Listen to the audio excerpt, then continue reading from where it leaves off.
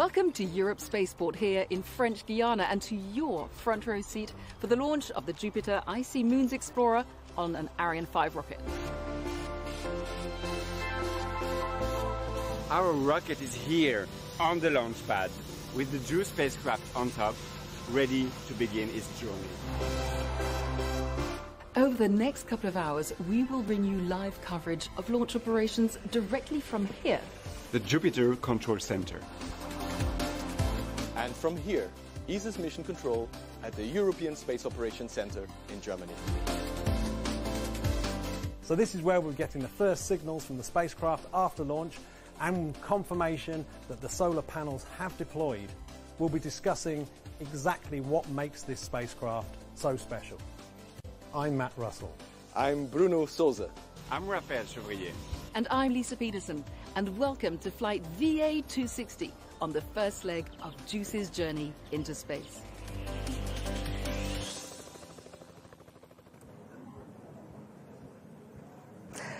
There she is, the Ariane 5 rocket standing tall on her launch pad here at Europe's spaceport in French Guiana, with her single passenger today, the Jupiter Icy Moons Explorer. JUICE safe and sound under the fairing, ready for liftoff in just under half an hour.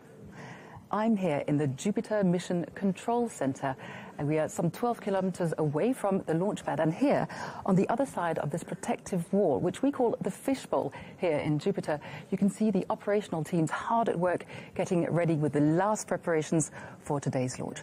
Opposite me here, we have partners, VIPs and guests, all waiting for liftoff, comfortably seated. And they are among the happy, well, the very lucky few who will get to see the liftoff with their own eyes. They'll feel it as well from the terraces on either side here of Jupiter. And I'm very happy to welcome Stéphane Israël, CEO of Arianespace. Welcome to Rotor Space, Stéphane. Good morning, Liz. So you're here to give us an update on the situation, but first of all, a very, very special mission today with an outstanding passenger under the fairing of Ariane 5. For sure, JUICE is an outstanding mission. I mean, this mission has involved more than 21 partners around ESA and Airbus Defence and Space. And so today is a very important day for us because this mission is a unique mission towards Jupiter. It is the start of an 8-year journey.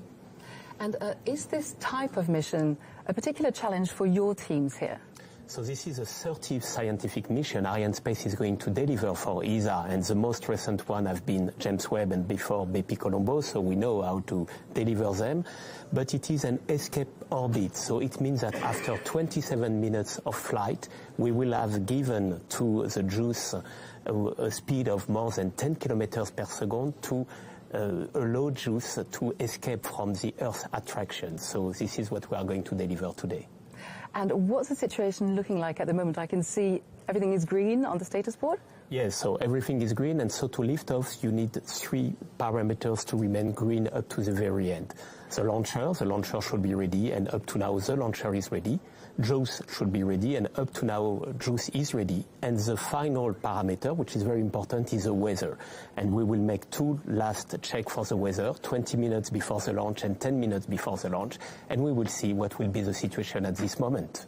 Thank you so much, Stéphane. I'm going to let you get back into the fishbowl where you're heading up the flight desk, and we'll speak to you right after separation. Thank you so much. Thank you, Liz.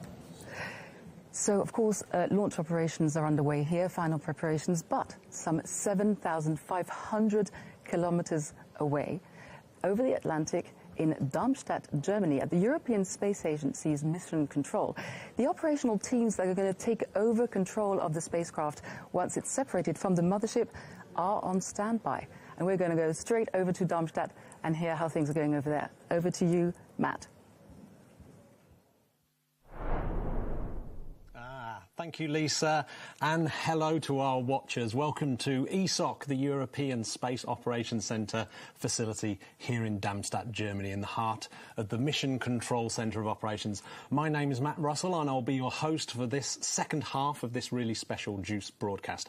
And behind the glass here, we have our resident expert, Bruno Souza, who is a Deputy Flight Director for JUICE.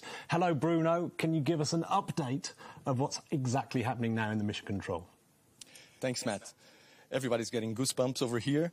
Just a few minutes ago, Flight Director Andrea Komatsu gave us a roll call, and I think we have footage of that, and we're going to show it to you right now. To all stations, this is Odi on the briefing loop for the roll call of the JUICE mission. Please reply to my call with your call sign and status go or no go. OM. OM. Go. SOM. SOM go. Data handling. Data handling go. AOCS. AOCS go. Platform. Platform go. Flight dynamics. Flight dynamics go. Project rep. Project rep go. Project support. Project support go. Softcode. Softcode. Go. Software support. Software support go. S-Track. S-Track go. Scheduling. Scheduling go. Thanks. This completes the roll call for JUICE. We are go for launch. So we're all ready for launch, just waiting for the rocket to get out of the launch pad. Back to you, Matt. As you can see, everything's ready for launch. Back over to you, Lisa, in Kourou. Very much, Matt. And it was great, actually, to see people whooping here as they heard that everything is ready to go. So we heard it from ESOC. Operational teams are ready over there. The spacecraft is ready here in Kourou. But what about JUICE? Well, I'm with Mihaela, and you're going to tell us from ESA, and you're going to tell us how is JUICE doing? Is JUICE ready? Morning, Lisa. Yes, JUICE is ready. As the project team, we are still ready. It has been years since we have been waiting for this moment, and we are all very excited. As we speak, my colleagues are a few kilometers away in LBC control room, and yesterday evening at 7:15 p.m., the satellite has been switched on, and together with the flight operators, we are closely monitoring it as we speak. It has been quite an intensive launch campaign, but we are in excellent spirits, and we are excited to watch JUICE starting its journey today towards Jupiter and its icy moons as planned. Fantastic. You say as planned because your role is schedule controller, huge responsibility. Does that mean you're in charge of making sure it takes off as planned? Part of my responsibility, yes. But when you speak about scheduling in the agency, it's not one person's job. Actually, it's a team exercise. And thus, the JUICE project team, we are so schedule-oriented. We have a strong planning mindset. And if you take a step back and you look at the impressive mission we are seeing today, you have 10 state-of-the-art instruments, you have an impressive spacecraft, you have the most large solar arrays ever flown for an interplanetary mission, 85 square meters. Then you translate all this information into milestones, you understand how much work it takes and how much excellence in project management. Mihaela, when we spoke earlier, you told me this is 8 years of your professional life. How are you feeling today in a nutshell? I'm so excited because, honestly, for me, JUICE is my entire career in the agency. I was shortly assigned to this mission when I joined, and I am exceptionally proud to be part of this team. And I want to say have a good launch to all my colleagues here on the spaceport, my colleagues watching now in ASTEC, my colleagues in ESOC, which are working, and my colleagues in ESAC. Have a great launch, everyone. We all worked hard for it, and we all deserve it. You absolutely do. Thank you so much for being with us, Mihaela. And so, as Mihaela was saying, so many years of work for her teams, for teams around the world. So we're going to take a look at their achievements, and we're going to meet our passenger in this next film.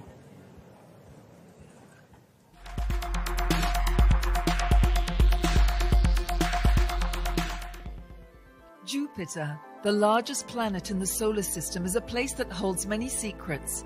This fascinating gas giant planet and its intriguing moons have raised more questions than answers. Today, these answers are in ESA's grasp, with the very first European mission to Jupiter, JUICE. Short for Jupiter Icy Moons Explorer, this spacecraft will explore Jupiter and 3 of its icy moons, Callisto, Europa, and in particular Ganymede. Developed and built by Airbus, JUICE's spacecraft is equipped with 10 top-of-the-line science instruments to explore the Jovian system and investigate whether some of its many environments may be suitable for the formation of life. This grand odyssey of exploration begins with the launch of JUICE on an Ariane 5 rocket from Europe's spaceport in Kourou, an historical mission aiming at solving key mysteries such as the possibility of life in the Jovian system, Ganymede's magnetic field, and last but not least, the formation of Jupiter and its moons. JUICE will also study Jupiter's complex weather, chemistry and climate in detail. It's a very fantastic mission from the scientific point of view. Very broad science, very interdisciplinary science. We would like to see whether around Jupiter there are places where life could have started. To explore that, we need to find a place with internal energy and with liquid water. And inside the icy moons, we have good reason to believe that there is in fact more liquid water there inside the surface than on Earth. JUICE is expected to arrive at Jupiter in 2031 and will then make its Jupiter tour and moon's flybys before orbiting Ganymede. This will be the first time a spacecraft orbits any moon other than our own.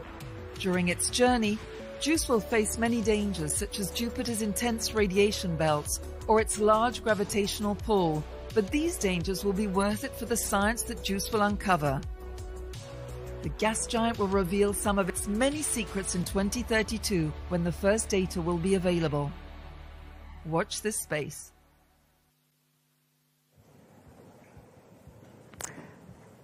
And back to us here in Kourou. So, talking about explorers, we have two of the faces of space exploration with us here today. And I'm very pleased to welcome two of Europe's most experienced astronauts. We have Matthias Maurer and we have Thomas Pesquet with us here today. So I have my first question is for you, Matthias. It's all very well, sending JUICE out there, but when we go out there to space, send, spacecraft like JUICE, what does it bring us back here on Earth? I think at the beginning of everything is the human curiosity. We humans, we want to understand. When we fly to space, we want to understand and learn. It's also applicable in science and technology in general. And once we understand, we want to translate it into applications, see like how can we make our life on Earth easier, better, with the knowledge that we gained in space. And so all the stuff that we do in space, it directly feeds back into applications. Just looking at the huge solar panels of the probe, 85 square meters. It's like today we are talking about green energy to have life on Earth more sustainable. Without solar panels developed for space and then spin off onto Earth applications, this transformation in energy for Earth applications would not be possible. And sometimes it takes longer. Sometimes the application will come years after the science has been done. So thanks to Einstein's relativity theory, we have now the best navigation system in the world, the Galileo system, and everybody can use this with a mobile application in their hands. Thank you very much. So we're sending JUICE out on its journey today, but what about the upcoming destinations for human space exploration? Yes, so we humans, we can unfortunately not yet travel such large distances to Jupiter. So we fly to low Earth orbit, the International Space Station, and once this will end, we will continue with new, more modern platforms. But then we also continue exploration. We are part of the Artemis program. ESA is an essential part of NASA with the European Service Module. So we will be flying to the moon. And Thomas and I and our colleagues from the Astronaut Corps, we are dreaming of flying the first Europeans to the moon, being among them, hopefully stepping also on the planet. And it shall be a continuous presence on the moon. And on moon we will learn a lot for technology that we spin back to Earth applications, but we will also learn for later on for missions to Mars. So talking about, going to the moon, I mean, Thomas, are you getting ready to, take part in any of these missions that Matthias is telling us about? I think we are. I think ESA made the bold decision to send Europe onto this adventure, which was the right decision to make. I think we have a variety of destinations today. We should not forget low Earth orbit and the International Space Station. Our friend and colleague Andreas Mogensen is now in the final stretch for his mission, launching in August. And then we'll have a rotation of missions to low Earth orbit. We have new colleagues who have just started at the European Astronaut Center, and we're glad to have them. There's going to be so many missions to fly in the future, and obviously the Artemis missions. Everybody's trying to, do their part. Everybody's trying to contribute what they've learned in space, what they've learned before, to go as a team, and that's what we're focusing on for the years to come. So I hear the two of you telling me that you're both able and ready to go. Do you see yourself taking off from Europe's spaceport here in French Guiana, Thomas? I think it'd be a dream, but it's more than a dream because we're having this conversation. We're working on this independent, access to space for humans from French Guiana. We have all the building blocks. We've had a reliable launcher, Ariane 5, Ariane 6 is going to follow suit. We've had the ATV, the transfer vehicle. We've had the CRV, the return vehicle. We have Space Rider. We have everything. We have all the building blocks. We just have to put them together. And for this, you need a vision. I think we have the vision. Now we need a mandate.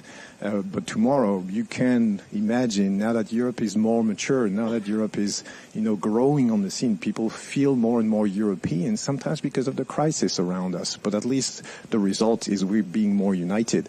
And I think that would be a fantastic project to kind of inspire Europe and to channel the best that Europe has to offer and to make Europeans dream for generations to come. Gentlemen, thank you very much. Stay with us because we have Josef Aschbacher. Josef, thank you so much for joining us. You are ESA Director General. Well, a very simple question to you. I mean, we're talking here about, the capability of space explorations. Are you going to make this happen? Human space exploration, of course. It needs a lot of people to make this happen. But of course, my job as Director General of ESA is to make sure that the discussion takes place and that we have a discussion in Europe and preparing decisions in order to make this happen. In fact, we just received a report from a high-level advisory group called Revolution Space, and that really means a revolution for Europe in space to really engage, bring Europe one level higher in space exploration, literally, and make sure that Europe has all these capabilities which Thomas and Matthias have just described. So yes, we're doing everything to make it happen. But Lise, today we're here in front of the screens of JUICE. Let's talk about JUICE because that's such an exciting mission. Thank you so much, Joseph. Thank you, Thomas. Matthias, thank you very much for being with us. It was a pleasure. Thank you.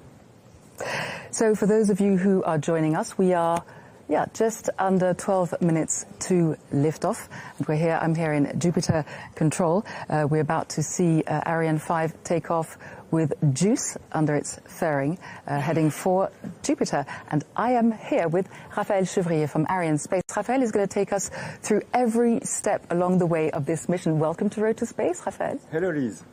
So why don't you take us through maybe the next steps coming up now? Oh, absolutely. So Ariane 5 this morning is going to launch towards the east. So at such low latitude, we benefit from what we call the slingshot effect given by the rotation of the Earth, providing enough speed for JUICE.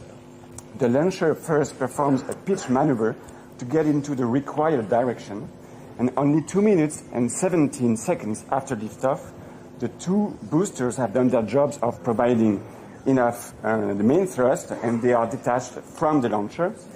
And shortly after that, the fairing, which protected the spacecraft from the frictions of the air, is separated in two halves as we have crossed the limits of the atmosphere. We just don't need it anymore. And once the launcher reaches an intermediate orbit, the main stage is cut off and separated. We then enter the second proper phase of the flight with the ignition of the upper stage.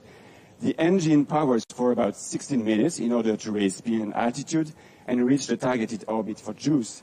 The little towers that we see on the motion picture represent a chain of telemetry stations that are receiving data from Ariane 5 all along the flight path. And after some orientation maneuver, JUICE is separated on a liberations orbit, meaning it will have the required speed to escape the gravitational pull of the Earth.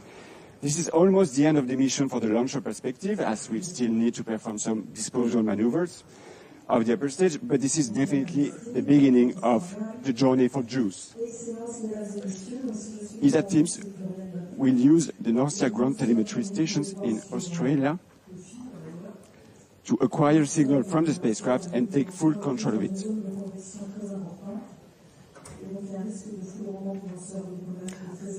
I think I'll take over from here, Raphael, because I can actually hear... There's an announcement here. Yes, announcement here. We're bringing you this information live. I'll actually listen to what's being said in French and I'll come back to you and translate.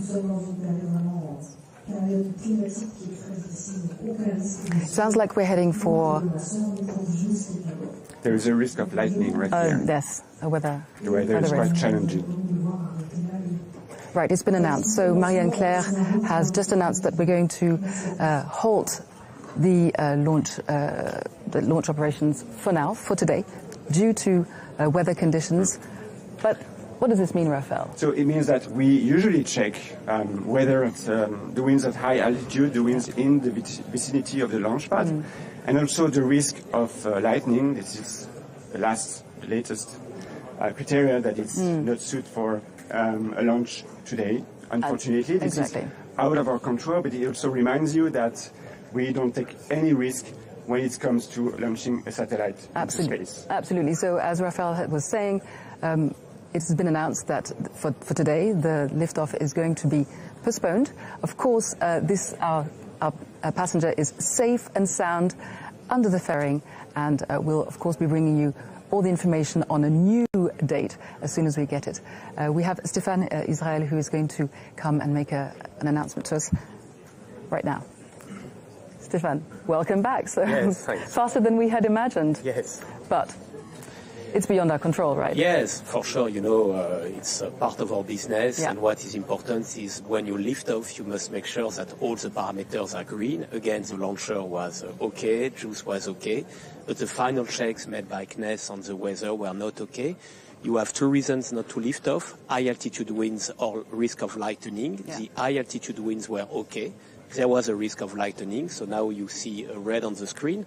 What is important is that the launcher and JUICE are in stable configuration and in full security.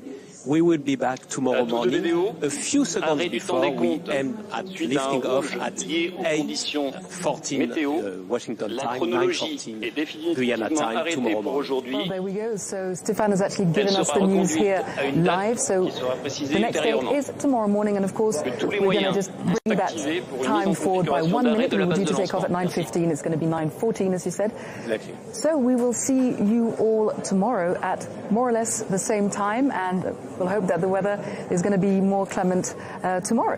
A little bit of patience, and it will be okay tomorrow. Yes. Well, thank you very much, Stéphane, and be assured that JUICE is safe and sound under the fairing. It's just going to have to be a little more patient. Another 24 hours, let's hope. And that's it from us. Thank you, Stéphane.